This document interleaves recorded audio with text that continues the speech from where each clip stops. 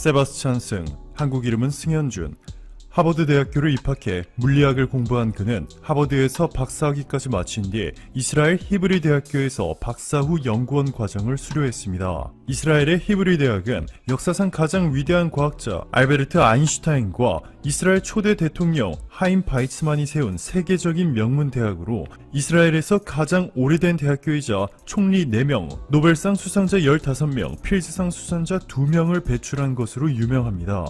무엇보다 히브리 대학교는 대학 연구를 통해 기술을 상업화시켜 수년간 25조 원이 넘는 자금을 벌어들일 만큼 기술력과 영향력이 막강한 곳이죠. 이곳을 우수한 성적으로 졸업한 세바스찬 승은 MIT에서 물리학과 교수로 16년을 지내다가 2014년부터 프린스턴 대학교에서 뇌과학 연구소 교수직을 맡아왔습니다. 뇌과학 분야에서 세계적인 권위자가 된 세바스찬 승 교수가 본격적으로 유명해지기 시작한 시점은 코로나19 1차 팬데믹이 한창이던 올해 4월이었습니다. 승현준 프린스턴대 교수는 자신의 트위터에 다음 주 월요일까지 한국의 코로나19 대응 지침을 번역해 전 세계인들의 생명을 살리자, 번역이 생명을 살릴 수 있다 라는 글을 게시했습니다. 당시 전 세계는 한국의 코로나19 대응을 완벽하게 해내고 있다고 극찬했는데요. 영국의 BBC는 영국 정부 부최고 과학보좌관인 앤젤러 맥클레인 교수의 발언을 인용해 한국의 코로나19 대응 방식에 매우 영감을 준다. 영국은 한국을 모방하기를 원한다 전했고, 이탈리아 일간지 라스탐파는 한국은 세계가 배워야 할 방역 모델이 됐다 보도했습니다. 심지어 일본의 언론조차 아베 총리는 문재인 대통령의 코로나19 대응을 배워야 한다 라며 한국은 비즈니스, 관광객, 유학생 등 중국과의 왕래가 일본보다 훨씬 많은데도 불구하고 성공적으로 코로나19를 막아내고 있다 전했습니다. 그런데 여기서 문제는 75페이지에 달하는 한국의 코로나19 대응 매뉴얼은 당시 한국어로만 작성되었기 때문에 다른 국가들은 자세한 내용은 알지도 못한 채 그저 한국을 쳐다보며 부러워해야만 했습니다. 그런데 승현준 교수가 트위터에서 시작한 한국의 코로나19 대응 매뉴얼 번역 프로젝트에는 놀랍게도 무려 88명이 넘는 사람들이 자발적으로 번역에 참여했고, 75페이지의 코로나19 대응 매뉴얼은 단 3일 만에 완성됐습니다. 이후 승현준 교수가 또 한 번 세계를 놀라게 한 것은 바로 최근 삼성전자의 연구를 총괄하는 삼성 리서치 소장에 내정되었기 때문이죠. 올해 5월 이재용 삼성 부회장은 대국민 기자회견에서 뉴 삼성 비전을 천명하며 외부의 유능한 인재를 적극 영입하겠다 밝혔는데요. 세계적인 뇌과학 권위자 세바스찬 승 교수가 바로 첫 영입 사례가 되었습니다. 이재용 부회장은 승 교수의 영입과 함께 AI 올인을 선언하며 AI와 5G에 180조 원을 투자할 계획이라 밝혔는데요. 삼성의 파격적인 발표에 일본은 심각하게 침울한 분위기에 휩싸이기 시작했습니다. 불과 4년 전만 해도 한 분기에 1200만 대의 스마트폰을 팔아치우던 소니가 삼성과의 경쟁에서 밀리며 급속도로 추락했고, 올해 1분기에는 고작 40만 대를 판매했습니다. 사업을 접어야 하는 심각한 위기에 놓인 것이죠.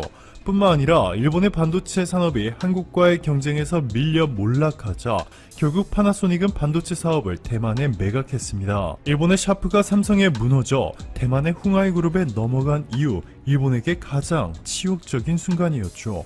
한국이라는 거대한 장벽을 넘지 못해 스마트폰, 가전제품, 반도체, 조선 사업을 포기해야만 했던 일본은 결국 미래에 살아남기 위해 인공지능, AI에 올인하기 시작했습니다.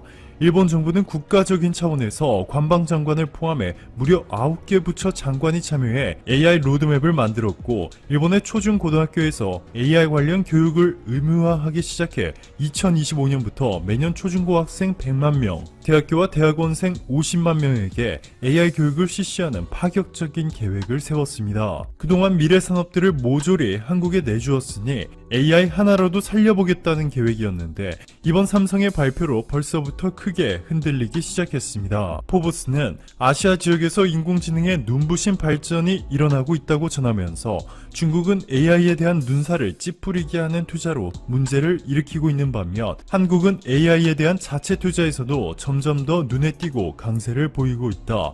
한국은 AI의 기술력과 야망을 모두 가지고 있다. 전략적으로 세계적인 경쟁자로 자리매김하려고 하고 있다. 라며 한국을 극찬했습니다. 아시아에서 AI를 주도할 국가를 한국과 중국이라 보았고, 그 중에서도 한국이 선두를 차지할 것이라 확신하고 있는 것이죠. 최근 한국의 기세는 정말 무섭습니다. 이제는 일본이 감히 범접할 수 없는 수준으로까지 도달했는데요. 최근 유럽대학 연구소가 WTO 회원국 대표단과 전문가 총 1092명을 대상으로 차기 WTO 사무총장과 관련한 설문조사를 한 결과 가장 중요한 요소로 WTO 협상 경험, 조직 관리 경험 등을 제시했습니다.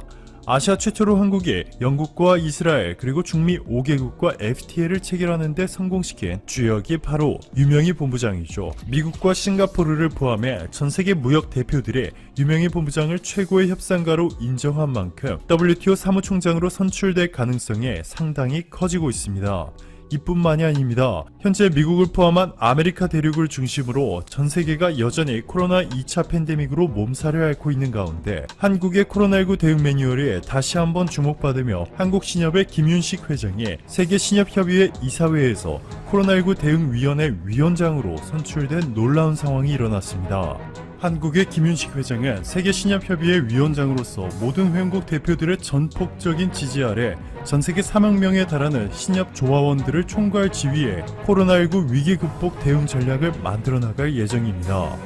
일본 임야청은 나무의 껍질과 겉부분을 깎아냈기에 문제가 없다고 주장하고 있습니다. 하지만 지난해 데이터만 봐도 가장 안쪽 부분에도 나무 1kg당 300베크럴 이상이 검출된 바 있습니다.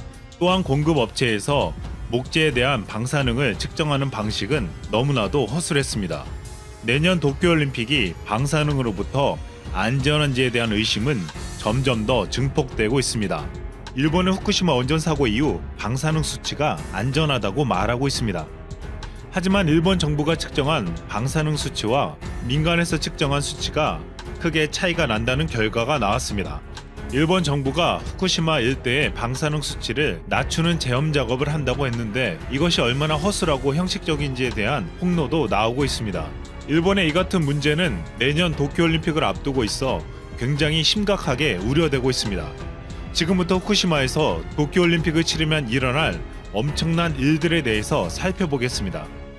도쿄올림픽은 후쿠시마에서 성화 봉송을 시작하고 야구와 소프트볼을 할 수 있는 경기장을 지어 올림픽 경기를 치릅니다. 성화 봉송을 시작한 후쿠시마 지역은 원전에서 20km밖에 떨어져 있지 않습니다. 성화 봉송을 하는 길은 오염도가 굉장히 높은 구역들을 지나가게 되어 있습니다. JTBC에 따르면 성화 봉송길에서 기준치의 최대 25배가량이 되는 방사능 물질이 검출됐다고 했습니다. 석윤열 서울대 원자핵 공학과 교수는 이 수치는 어린이들 경우 백혈병과 유장암에 걸리는 확률이 100배, 1000배가 오를 수 있다고 경고했습니다. 이 같은 결과 때문에 지금 경기가 직접 이루어지는 곳보다도 성화봉송 루트가 더 위험하다는 말이 나오고 있습니다. 일본은 후쿠시마 방사능 측정 수치가 괜찮다고 했지만 현재 후쿠시마에서 측정하는 방사능 측정 방식은 모든 곳을 하는 것이 아니라 학교나 공공건물 위주로만 하고 그 근처만을 청소하고 있다는 폭로가 나오고 있습니다. 그 외에도 후쿠시마에서 하고 있는 제험 작업은 치명적인 허점이 있습니다. 후쿠시마현 70%가 산림인데 산과 농가, 강은 제험 작업을 전혀 하지 않고 있다는 것이었습니다. 많은 이들은 후쿠시마 아즈마 야구 소프트볼 경기장 옆에 쌓아놓은 검은 봉지에 방사능 오염토를 보고 놀랐지만 정말 충격적인 사실은 따로 있었습니다. 후쿠시마 아즈마 경기장 옆에 있는 아즈마산 때문입니다. 아즈마산은 후쿠시마 원전 사고 시 방사능 구름이 집중적으로 머물렀던 곳입니다. 이곳은 후쿠시마에서 가장 오염된 곳으로 지목되고 있지만 오염 제거 작업이 이루어지지 않았습니다. 방사능 오염토뿐만 아니라 나뭇잎이나 나무 기둥에 붙어있는 오염은 고스란히 남아있다는 것입니다. 일본 학계에 따르면 이중 여의도 면적의 150배나 되는 산림이 고농도 세슘 137에 오염되었는데 후쿠시마산 삼나무 목재는 지역에서 여전히 유통되고 있고 최근 도쿄올림픽 건축 자재로 출하되고 있다고 했습니다. 그런데 가장 흥행이 예상되는 한일전 야구가 개막전으로 치러질 것으로 예상되는데 일본은 이 경기를 후쿠시마 아즈마 경기장에서 치르겠다는 것입니다. 여기서 중요한 것은 이즈마산의 마지막 밑자락과 경기장은 불과 855m밖에 떨어져 있지 않고 방사능재가 강으로 내려올 수 있는데 이 산에서 내려오는 강이 아즈마 경기장 옆으로 흐르고 있습니다. 이 강과 경기장의 거리는 불과 100에서 200m밖에 되지 않습니다.